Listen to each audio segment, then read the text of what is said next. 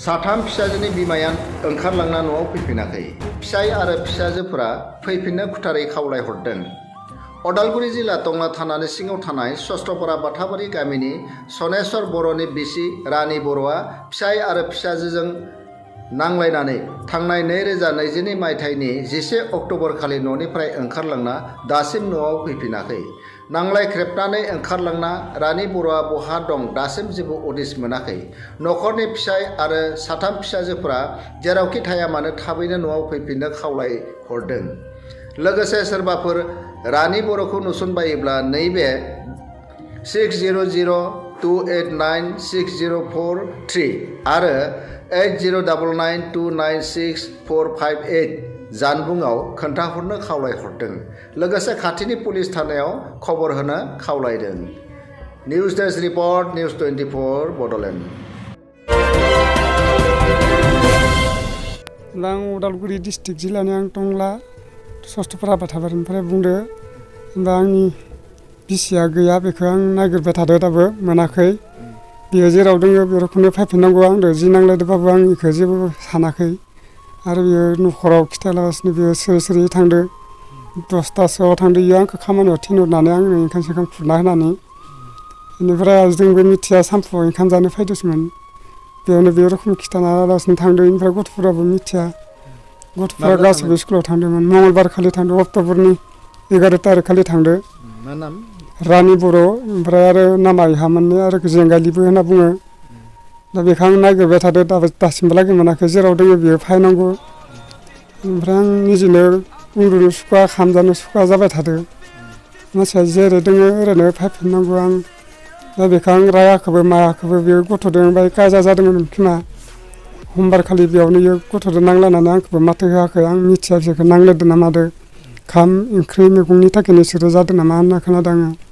बिसोरबो आंनि सिगाङाव बुंना लायाखै। ओमफ्राय मंगलबार खालि आंखौ सिरि सिरि बियो खामानि थिनहरनानै गावहानो इयाव सेरेब बहायनानै दोनबाय थायोमोन। आं बेखौ बिदि थांगोन होननानै मिथियाखैमोन। आं बेखौ बेंकआवसो फैसा खुलिनो हरदोंमोन आङो। ओमफ्राय एकाउन्ट सेकाउन्ट लांजोबदो, बियो गावनि डकुमेन्टसखिनिखौबो लांजोबदो। आरो बे मानसिया फैनांगौ, जेराव खोन्था फैफिननांगौ। आरो सिगांबो खनसे बिदिनो थांदो इयो गुवाहाटियाव। बे गथ'खौबो लाना थांफादो सिगांबो। ओमफ्राय बेखौ जों लकेसन नायनानै लायफिनदो। बेखौबो माबायाव दंमोन आरो गुवाहाटि दिगोस्रि मन्दिर खाथियाव दंमोन सिगांनिखौ। आं लायफिनदो, बोसोरसे जाबाय इयो। बे रोखोमनो बेलेगजों खामानि मावनो थांदोंमोन। दाबो इयो बिथिं गैया होननाय खोनादों। आङो खबर लादोंमोन। बेफोरबायदि आरो दा आं थानायाव एजार होदो। ओमफ्राय आबसु फिसौबो होदो। फटकबो हेगारजोबना होनांगौ होननानै आं बिसोरखौ माबादो आरो। ओमफ्राय आंनि मिडिया लिंनानै आं आबसु फिसौ जनायनानै बिसोरो आंनो फोथायहरदो आरो मिडियाखौ, बातरिखौ, निउसखौ। बेफोरबायदि आरो। दा मा सानो नोंथाङा? दा आं बेखौ नांफिनगौ मानसिखौ। आं बेखौ रायाखैबो होखाराखैबो। दा बे मानसिया फैनांगौ, मोजाङैनो थाफाफिननांगौ। जेरावखौनो थायाबाबो न'आव फैनानै थानांगौ। आगोलाव जेरै दङ ओरैनो थानांगौ। नांलायनायालाय सोर नांलायाखै? बयबोथ' नांलायो, हौवा हिनजाव गावबा गावनि फुलावनो जायो बेफोरो। आं खिन्थु आं बेफोरबायदि खालामफिनला आरो। बेफोरबायदि आं बेफोरबायदि मालाबाबो खालामफाफिनलिया बे मानसिखौ। बे फैनानै न'आव संसार जाफाफिननांगौ। जों आइखौ आरो फैफाफिननो लुगैयो, मोजाङै मोजाङै न'आव फैथो होननानै सानदों आरो। ओमफ्राय आरो दा न'आवबो बाय नांलायनाय जादोंमोन। बिदिनो जानाय लोंनायनिनो हाल्ला जाबाय थादोंमोन। बिदिनो ओमफ्राय आइया जोंखौबो माथो होआखै हराव।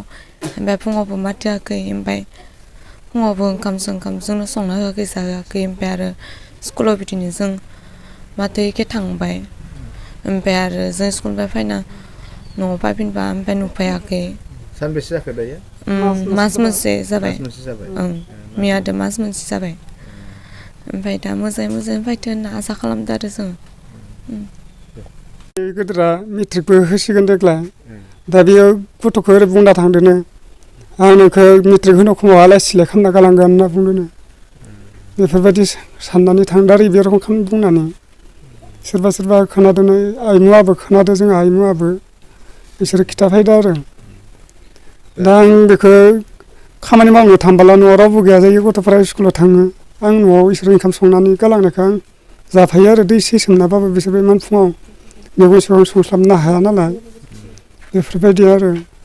दा आंनि थाखाय बे मानसिया फैनांगौ, गथ'खौ एरखम खस्थ' होनाङा मेट्रिक होनो गोनांखौ। बियो फैनानै न'आव थाफैफिननानै गथ'फोरखौ मोजां खालामफैफिननांगौ आरो आंनि मथेबा बे रखम आं दुखु नांबाय थादों गथ'फोरखौ हामा नङा आं निजेनो गाबखुमाबाय थायो आं होमबाबो खामानि मावनो थाङो बिसोरो गोसोहैनो खामानि मावहैबाय थादों आं सानसे बेखौ नागिरनानै खामानि मावनाय फैसाया 5-6 हाजार जाबायमोन बिदिनो फैसाया आंनिया जोबलांबाय बेखौ नागिरबाय थादोंमोन आं गाबोनबो खुन्थिगुरथिं थांनो नागिरदों आं नागिरनो आखायाव जिबाय फैसा दङ बेखौ लानानै थांगोन आङो बेनि थाखायनो आं दंफां लाइफां सिन्थाफोरखौ सिन्था फाननो गोनां जाबाय आङो नागिरनो थाखाय आं बेसेबां खामानि मावबावनो बिथिं गथ'फोरनोसो ड्रेस होनो ना निजिनि जानायसो खरसा खालामनो आङो